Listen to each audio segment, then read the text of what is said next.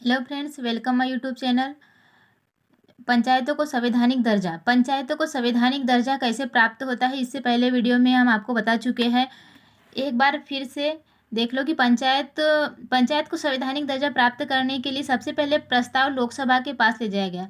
लोकसभा ने इसे 22 दिसंबर 1992 में इसे पास कर दिया गया। फिर राज्यसभा ने इसे सहमति दी 23 दिसंबर 1992 को। 17 राज्यों ने इसे सहमति दे दी थी। 17 राज्यों ने सहमति देने के बाद 23 दिसंबर 1992 में इसे सहमति मिल चुकी थी। राष्ट्रपति ने इसे 20 अप्रैल 1993 में इसे सहमति दे दी थी और 24 अप्रैल 1993 में इसे लागू कर दिया गया था पूरे देश में। 24 अप्रैल को पंचायती राज दिवस के रूप में भी मनाया जाता है।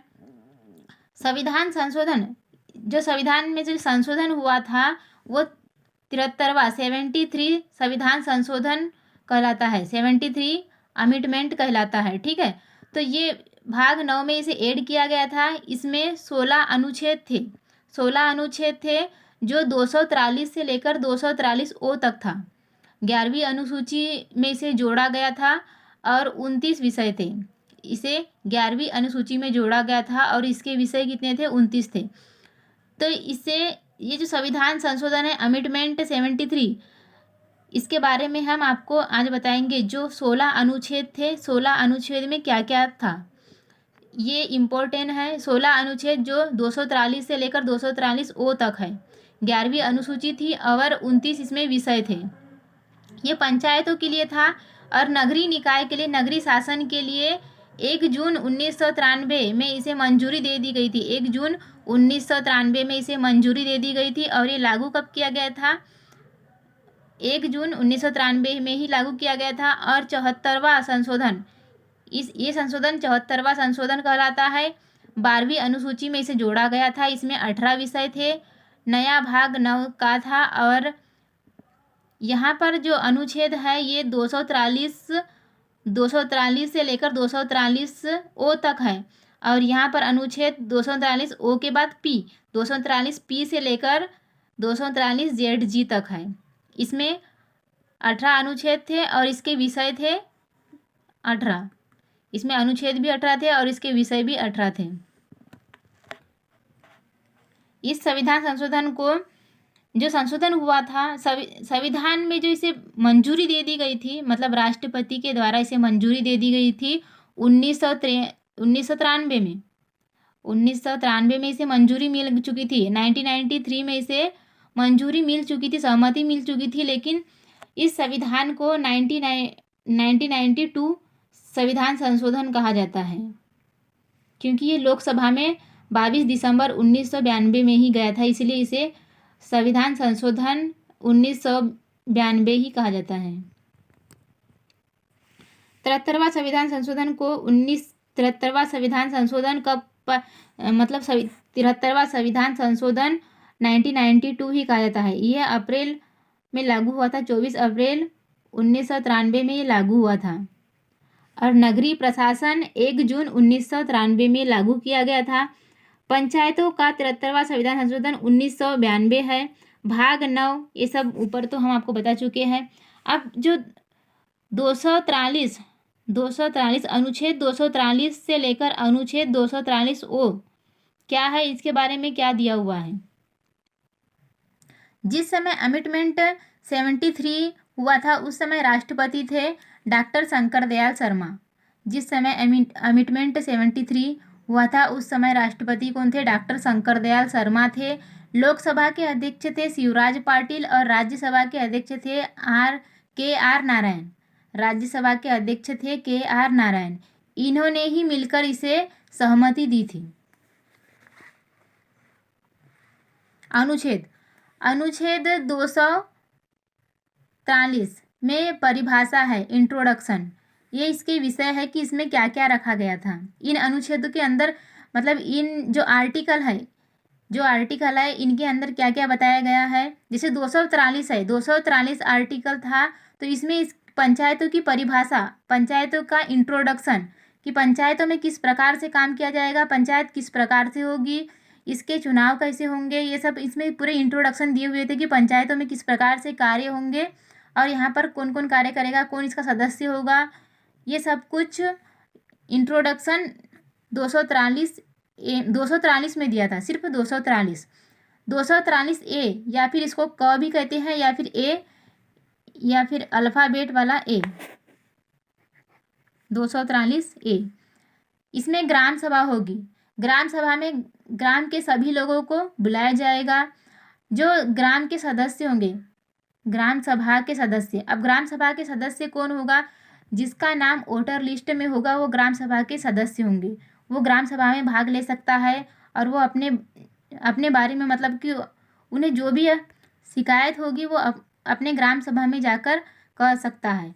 ग्राम सभा का सदस्य कौन होगा, जिसका वोटर लिस्ट में नाम होगा, ठीक है। 243 बी पंचायतों का संविधान। पंचायतों के संविधान में पंचायतों के बारे में दिया रहेगा कि पंचायत किस प्रकार से कार्य करेगी, पंचायत में क्या क्या होगा, ये उसके संविधान में पंचायतों का संविधान होगा। 243 बी में पंचायतों के संविधान के बारे में है। 243 सी पंचायतों का गठन। पंचायतों का गठन किस प्रकार से किया गया था, पंचायतें किस प्रकार से बनाई गई थी, पंचायतों के गठन के बारे में दिया हुआ है 243 सी में, जो ग भी, जिसे ग भी कहा जाता है। 243 डी सीटों का आरक्षण। सीटों के आरक्षण में एसटी एससी और महिलाओं के बारे में दिया हुआ है कि महिलाओं को किस प्रकार से आरक्षण देना चाहिए, एसटी एससी को आरक्षण किस प्रकार से देना चाहिए, मतलब जनसंख्या के आधार पर सीटों का आरक्षण किया जाना चाहिए। 243 डी में जनसंख्या के आधार पर सीटों के आरक्षण के बारे में बताया गया है। 243 ई पंचायतों का कार्यकाल इत्यादि।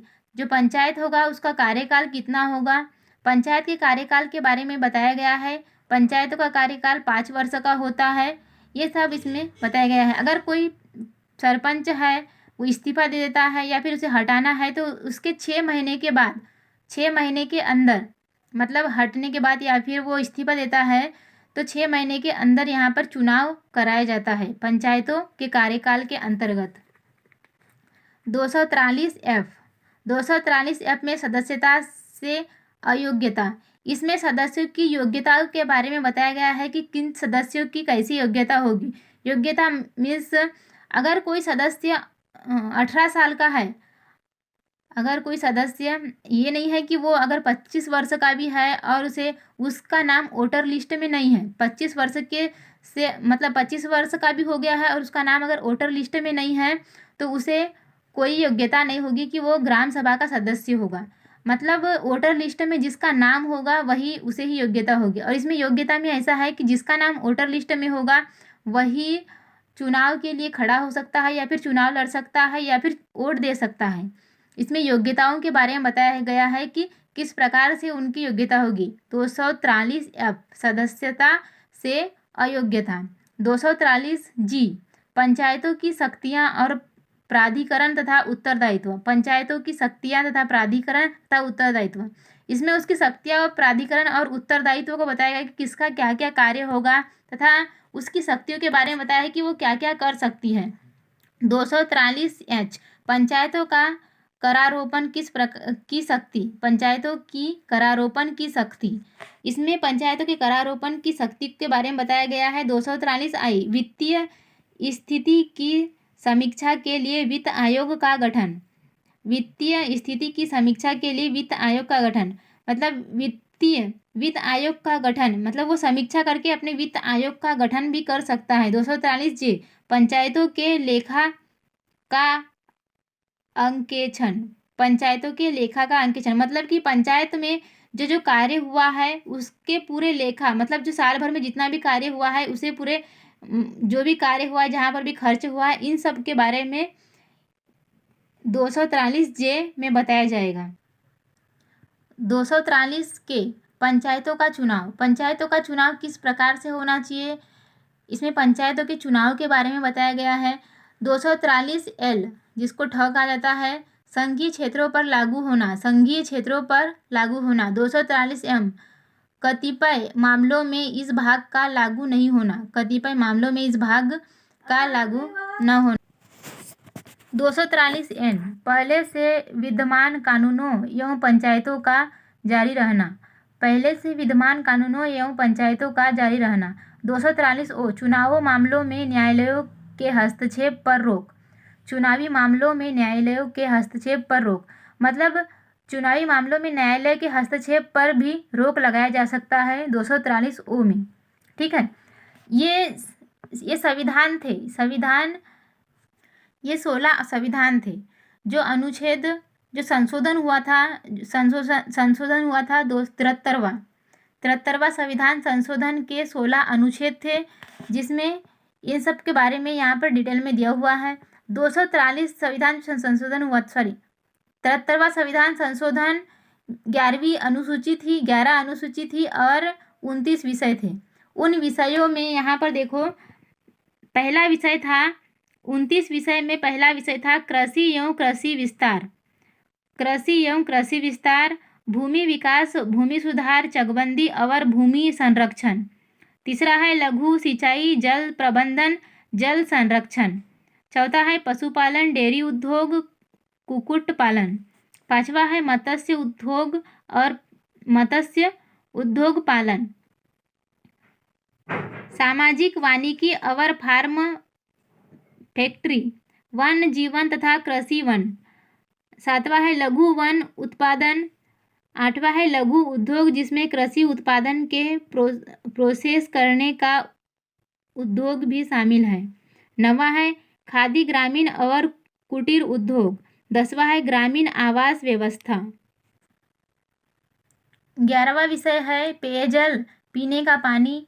12 विषय है ईंधन और पशुचारे की व्यवस्था। 13 विषय सड़कें, पुलिया, पुल, राजवाहे और आने जाने के अन्य साधन की व्यवस्था करना, तट या फिर जलमार्ग की व्यवस्था करना। ग्रामीण विद्युतीकरण, जिसमें बिजली की सप्लाई भी शामिल है। 15 है गैर परंपरागत ऊर्जा स्रोत। 16 है गरीबी उन्मूलन कार्यक्रम। 17 है शिक्षा, जिसमें प्राइमरी और माध्यमिक शिक्षा भी शामिल है। पंचायत स्तर की तकनीकी और व्यावसायिक शिक्षा। 19 है प्रौढ़ और अनौपचारिक शिक्षा। 20 है पंचायत स्तर पर पुस्तकालय। 21 है सांस्कृतिक कार्यक्रम। 22 है मंडियों और मेले। 23 है स्वास्थ्य और स्वच्छता, जिसमें अस्पताल, प्राथमिक स्वास्थ्य केंद्र और डिस्पेंसरी भी शामिल है।